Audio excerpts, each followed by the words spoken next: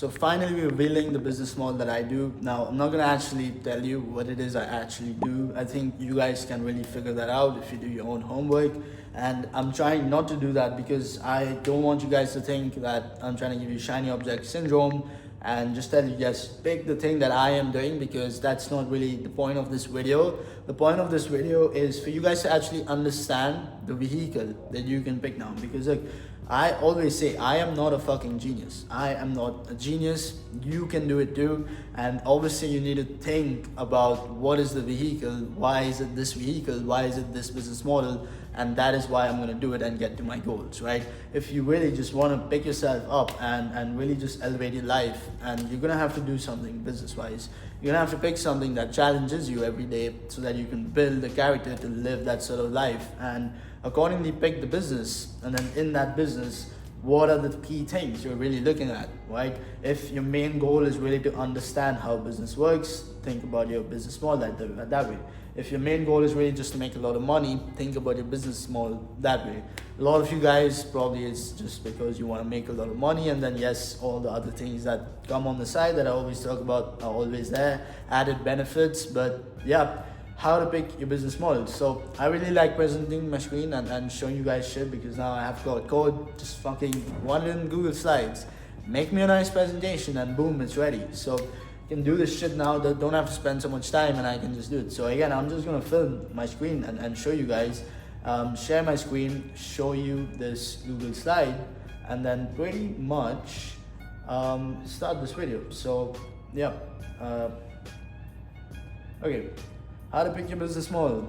7 factors to evaluate before you choose your vehicle, by IRG Media. Now, the reason I put IRG Media, that's my agency's name. And the reason I mainly put it there is because that's the name, that's it. Irion Got Up Media. Didn't think about it so much, didn't think about the most fancy name, the fancy slogan. Take 3 months to fucking decide that before I actually do the work that actually matters, right? Just put Irion Got Up Media, and that's it, because that is literally it, right? It doesn't have to be something that fancy. All you guys thinking about, yeah, this is the thing I should name it and do it this way, that way, because of what they fucking psyop you with in school is not really the important thing, alright? The next 7 things that I'm about to show you is what actually matters. So, how to pick your business model. The intro, okay, don't chase the shiny objects, alright? Evaluate the vehicle first. Like I just said, I'm not gonna tell you this is what I do. I think most of you guys know what I do. Maybe you don't, maybe you're new. It doesn't really matter. So don't chase the shiny objects. Number 1, I strongly believe that take a 10K a month is not really the standard anymore. Like the new 10K a month is 100K a month, and you can really hit 20 to 30K a month with very few clients. So I would look at business models where I could actually hit these kind of numbers, these kind of goals in very few clients with very less operational bandwidth, so that you can obviously just get higher leverage, right? So price per client is really the whole game, and a lot of the future points are going to tie into this one as well. So look, for me as well, like I hit my 30K a month with really just 3 to 4 clients at max. There were more deals that we did, but then 3 to 4 clients that you can just keep pitching to and working towards and working together with. So all you really need is 2 to 3 clients, and you've reached 20 to 30K a month, right? The standard, and what it was before with all these gurus, and also now what's there with clipping agencies, AI automations agencies, all those things. You can charge 2 grand, 3 grand, but to get to 100 grand a month, you still have to get like 30, 35 clients. Think about the operational bandwidth. Think about the operational capacity that just goes into handling that. Like right now, if my business had 35 to 40 clients month on month, we would be at least a team of 25 or 20 people. Like at least. There's so much that goes into treating each client itself. So think about the scale and just the level that you want to be playing at, right? Obviously, if you want to just go and make 20, 30K a month, yes, maybe this is the right way, but you could do that again in an easier model. So why not just pick that? And you know, some people, a lot of people, they get it 20, 30, they stay there for a few months or even years. Then what? Like what then? You're gonna want to eventually scale, right? Think about those long horizons. Think about those 5-7 years and what that could also look like. You have to obviously think a few moves ahead. High price per client, it's simpler, bigger, less operational drag, right? Now high average order value, right? So I mentioned that from that 30K a month, which I initially went to, we had 2 to 3 clients, but a more amount of deals. So each of these clients, they are treated as one client, but then you can just get a lot more deals with them. You can do all these different types of services with them, and their average order value is just high. There's so many brands that are just willing to spend money, like literally spend money. Like we had a call with a client the other day, last week. We signed another 60 grand, 55 grand this month, and they were just testing. Like they didn't even know what exactly they were going to get out of this, and they were fine with it because they just wanted to test. There's people out there that are just spending that kind of money, all right? A lot of businesses out there. So those are the ideal customers that you want to be trying to reach out to. I would always obviously pick something service based. The whole point of this video is to talk about beyond all the normal internet money, like charge a service, do something that has low amount of input or just cost input so you can actually run it and not have that risk financially. All those things are anyways there. I'm talking about even beyond that, what you should be looking at and what you could be thinking about, right? So high average order value, right? Biggest deal is a multi 6 figures for a single month. Our base client, we do that kind of stuff now. Current contract, so we've signed them for the year as well, which is literally a 7-figure contract. Huge budgets, which really make 200K a month and beyond. And even if it's not these kind of numbers, obviously it took us time to get to this client we've been having for 1.5 years now. You build this with time, but there's so many other clients as well that are just willing to spend money, right? So think about that. Low friction to start, no sales calls required. Now, I want to stress, I think sales calls are very, very important, and you should always do them with clients. So think of sales calls or like client calls as just sort of the nurture process, and you're working with them as those months go anyways, but it's still more like a client call or a sales call, and that's a nurture process. But for me, when I first started, I closed this 30 grand a month with 0 sales calls, literally 0 sales calls. So it's really that easy. It's really that easy. You just have to do it on mail. If you're worried about your Indian fucking accent, you don't have to actually go on the calls and like be worried about that shit. You could just literally do it with email. All right. So relationships still really matter. All right. So you have to obviously have the experience to do those sort of sales calls, and it's always easier to do with clients. That's something that I really just learned as it happened, and I honestly did I wouldn't say very good, but it wasn't where I had to really learn this fucking script and then learn objection handling and all these guru things that's out there. You don't have to really do that. That's just the whole learning curveball. And look, like you obviously have to know what you're doing and then go in on all these calls with really a lot of value. Like I see my mentor, he does these calls. I'm genuinely just so impressed. I think I do these calls very well as well. My clients, they really love it when the value is just portrayed, the expertise, the level of thought leadership that you just put in those sales calls. You have to do those sort of things. My team is also very, very good at that. So it's an important skill, but that's something that you could learn as you go. You should still do those calls, right? So it's really more low barrier to entry and a higher ceiling on the upside, as I would say, right? High LTV and retention, right? Real game changer. The biggest, most important, crucial thing for actually having sustainable income and just a very less amount of sleepless nights, right? Like retaining your customers, LTV and retention, right? So one client that we retained 1.5 years, scaling into millions, and dedicated account managers whose KPIs is strictly for commercial responsibilities, and there's other people who are campaign managers who are just purely there for delivery of the work. So it's sort of like with these clients, but because the way they're just treated so differently, the way you're gonna hire for them as well, very, very important. You really learn what customer satisfaction is and really understand how to provide value and service to a client for months and months on end, what really goes into that, how you could really scale it up, how you could really process and standardize that with your team, and then eventually obviously just branch and scale, right? And so many of these businesses that are there that the gurus sell you, you don't know next month what it could look like. Like these guys, yes, they may have 2K, 5K a month retainer and all these things, but firstly, that's just less. I think 5K a month is just absolutely not that big of a client. And secondly, all these intro guys mainly, like you have to just continuously do that every single month, all right? You can make 1 million, 3 million, but then making 20, 30 million, very, very rare, very, very challenging, very, very difficult. not the business model that I would say you want to do. Then there's trading and all these things where you could literally have losses as well the next month, right? So I don't believe in those kind of business models. I really believe in the ones which are LTV, retention, and because you also really just learn how to deal with these clients, right?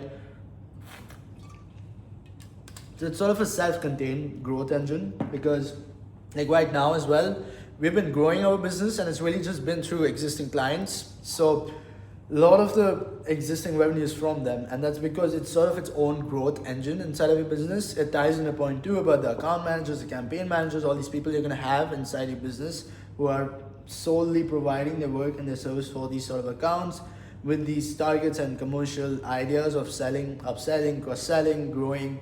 And I really haven't done a lot of outbound activity in this year. We're going to ramp it up now, but really not done a lot, and we've still grown a lot, like a lot. So very, very good to have this.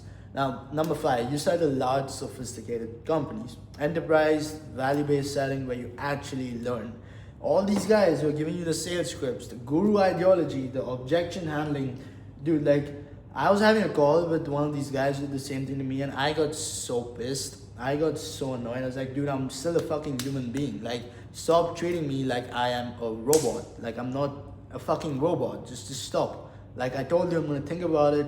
Stop telling me every time after that, like, oh, gotcha. So when you say this, what exactly? And trying to like overanalyze shit. Like, instead, go on the call with literally showing them what to do. Like, being the fucking man, and just really going with value, with thought leadership, with these are what the things you can do. And when I do these things, I get so excited because I genuinely believe in them, and I genuinely know that this is gonna help the client. So it's really like just do those ideas and give them that value without even expecting return on those things. Like, there's so many small details that I would just throw in with thought leadership and just things that they could be doing that I know I'm never really going to charge about, but I know just helping them in that way is what's going to get me just value, and my agency and my business just deals in the future because they love it. You are making their lives easier, and it's sort of a value exchange from both sides, and both parties really just win in that sort of scenario, right?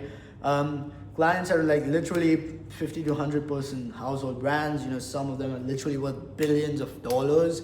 Those are the people that you want to be selling to. And I promise you, like, there's those guys where you are going to have to actually learn how to sell all this value stuff I talked about, as well as just getting stakeholder approval. Like, we had this call last month, and this client, we had 8 of their team members, 8 of them on the call, and then they had to really understand the idea and the pitch that we had for literally the 6 months as well as 2027, just ideas that are going to be there. And they understood that, they really loved it, and then they had to go and really get approval from their CEO of $1 billion company. All right, you have to convince them of that, of being responsible for handling that kind of money for them, and showing them why they should be working with you. Being able to learn that as a skill, I know I make it sound hard, and it makes it sound counterintuitive or just counterproductive to what I literally just told you before, but you get both sides, because you can actually learn from doing these sort of hard things as well as do this sort of leverage and do this sort of scale, right? Literally the best of both worlds. Recent 9-month multi-million pitch. So yeah, what I just told you, literally the kind of pitches that you are gonna have to do. All right.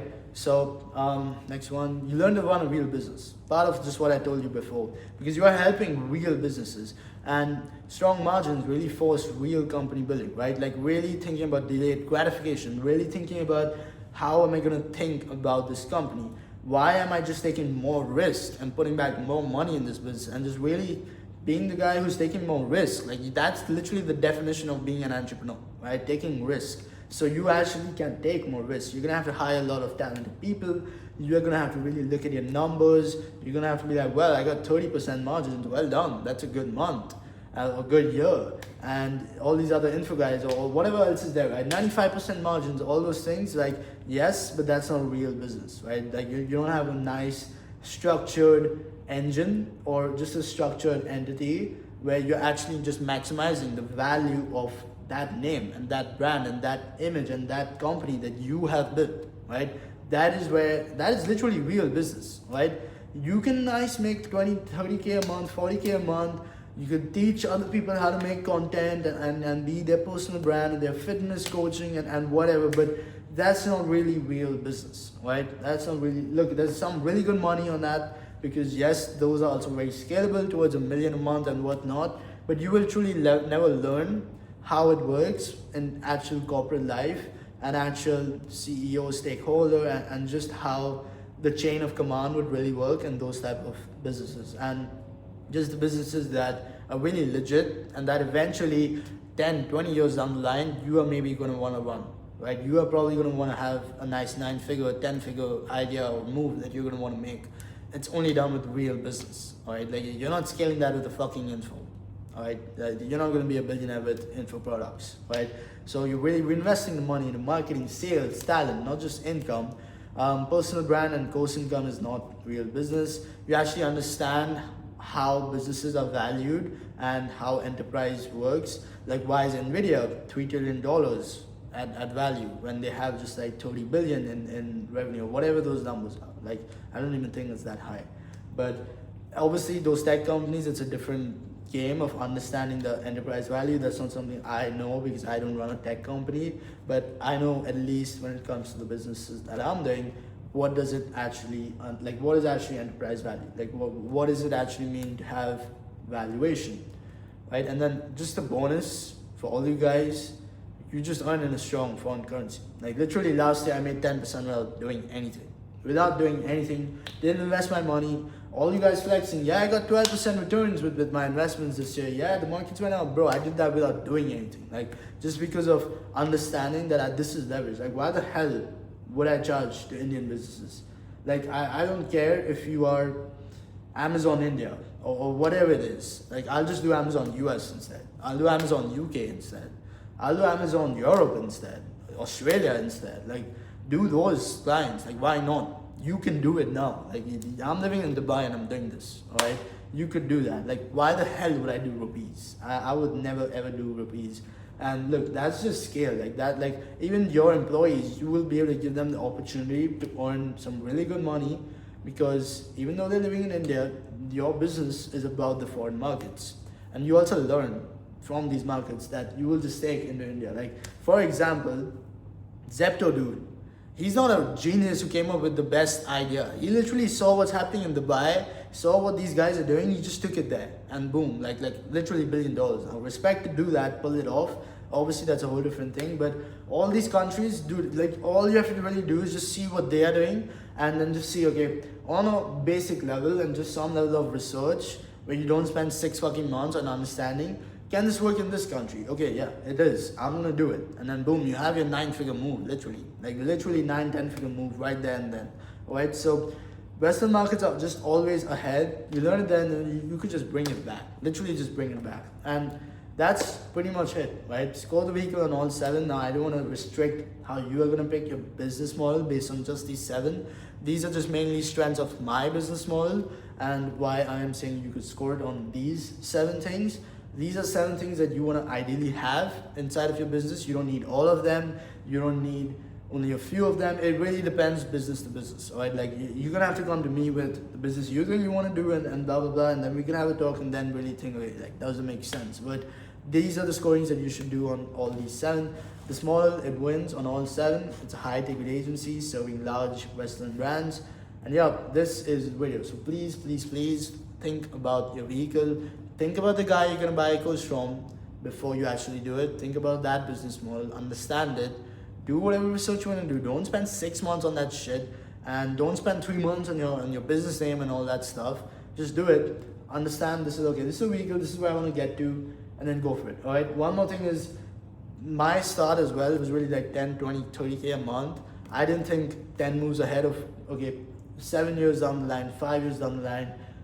Do I want to have 10, 15, 20 million? I wasn't thinking that far ahead. Something I could have, but then also something, which is a very big paradox, is you're not really going to have all the answers in the first stage, all right? So just pick something where you can really just reach your first goal and pick something where that could also have that sort of longevity at least for the next few years, even if it's not 7, 10 years, and then go there, and then you will just figure it out as it goes. Right? It's always about figuring it out as you go. I didn't figure out all these 7 things when I first started my business model. Right? I figured it out as I went. Right? It depends on the goals. It depends on the internal state that you are just gonna have when you actually do the thing. And then you're like, okay, what's next? Then you want to ask your questions, right? You're going to have those questions, you're going to have those answers then, and then you're going to just pick what you want to do, right? That's how you really do it. Like this is the sauce. Obviously, so much detail that goes in running a business, so much chaos, so much internal shit that you just have to manage. But on a higher end, on an end of what do I actually want to do, this is how you want to think about it.